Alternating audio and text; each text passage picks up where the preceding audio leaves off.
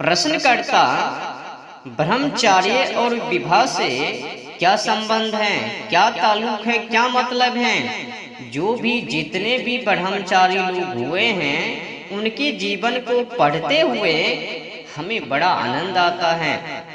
जैसे मैं ले लूं स्वामी विवेकानंद जी, स्वामी श्रद्धानंद जी, स्वामी दयानंद जी हो गए, महात्मा बोध हो गए, भगवान महावीर हो गए, अनेकों अनेक तमाम सारे महापुरुष हो गए, तमाम सारे आपका जीवन हो गया, तमाम सारे लोग हैं। बड़ा आनंद आता है उन लोगों की जीवन को, संघर्ष को, कार्य को पढ़ते हुए।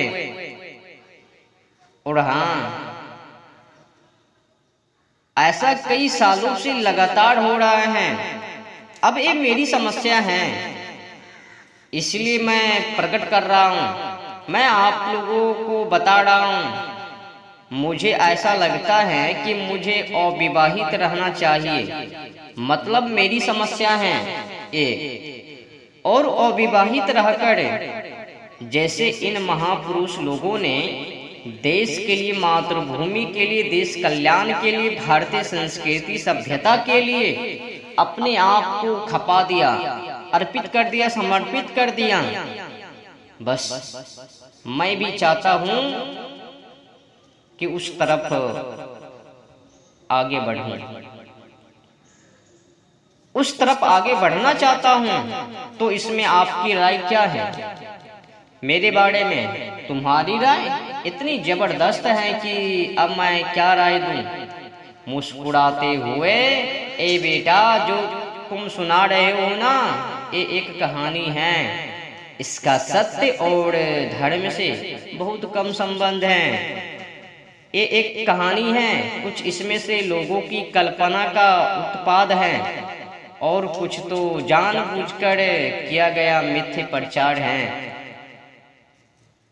समझ में आ रही है मेरी बातों को कि मैं क्या सुना रहा हूँ? क्या ऐसा होता है ना लोगों के साथ, जब सच्चाई से कोई व्यक्ति अवगत करवावे तो उनको मिथ्या साबित या फिर घोषित कर देवे कि तुम दुष्ट प्रचार कर रहे हो। तो आगे बढ़ते हैं। पाठ मिथ्या, पाठ प्रोपेगेंडा, कुछ मिथ्या तो कुछ दुष्प्रचार। दो तीन बातें समझाना, ये जिन सब महापुरुषों को तुमने एक ही सांस में बोल दिया है ना, ये सब एक ही कोटि के थोड़ी ही हैं। भाई विवेक सीखो, भेद करना सीखो। ब्रह्मचार्य का स्पष्ट सी बात है, स्पष्ट है, संबंध केवल तो केवल ब्रह्म से है। जब तुम्हारा आचरण ब्रह्म के केंद्र से संचालित होने लगे तो तुम हुए ब्रह्मचारी। ब्रह्मचारी में बहुत सारी छोटी छोटी बातें तुमको व्यर्थ लगने लगती हैं, और वही बहुत सारी छोटी छोटी बातें जो व्यर्थ लगती है ना तुम लोगों को, उनमें एक छोटी सी बात यह है, स्त्रियों के पीछे भागना। विदुषी पराई स्त्री, लड़कियों के पीछे भागना, कीड़ा भोग विलास के पीछे भागना, इत्यादि इत्यादि काम वासनाओं को लेकर विदुषी स्त्रियों के पीछे भागना। तो फिर ब्रह्मचार्य एक विशाल पेड़ है और उस पेड़ की एक छोटी सी पत्तियां ये हैं कि अगर तुम पुरुष हो तो अब स्त्री के पीछे नहीं भागोगे, और अगर तुम स्त्री हो तो पुरुष के पीछे नहीं भागोगे, क्योंकि एक काम अब तुमको पचकाना लगती होगी, या काम अब तुमको बेकूफी भरा लगता या लगती होगी। इसीलिए नहीं कि तुमने बड़ा संयम अनुशासन करा हुआ है और बिल्कुल सटीक बांध दिया है, इसीलिए नहीं, बल्कि इसलिए क्योंकि तुम्हें ये सब काम अब मूर्खतापूर्ण लगते हैं। तुम कहते हो थोड़ा सा समय है जीवन में, उनको इन कामों में नहीं लगाना है। समय लगाने के लिए और कई अच्छे साधन स्थान हैं, उपकर्म हैं, लेकिन हम सब बड़े कामुक लोग हैं, कामुकता से भरा पड़ा इंसान है, भोगी लोग हैं। हम सब बहुत ही बड़े कामुक लोग हैं।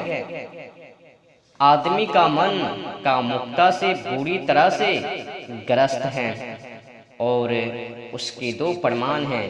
पहला तो यह है कि तुमने अपनी पूरी व्यवस्था को, अपनी पूरी सांसारिक व्यवस्था को काम वासनाओं से जोड़ कर रखा है, और उससे भी बड़ा प्रमाण यह है कि तुमने अध्यात्म को और ब्रह्मचार्य को भी काम से ही जोड़ रखा है। तुमने काम को ही केंद्र में रखकर ब्रह्मचार्य को भी परिभाषित कर दिया।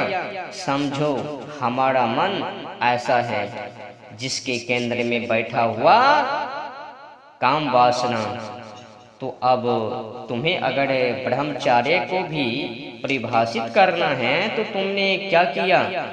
तुमने काम को ही केंद्र में रख करके ब्रह्मचार्य को परिभाषित कर दिया। तो फिर ब्रह्मचार्य किसका फंक्शन हो गया? काम का।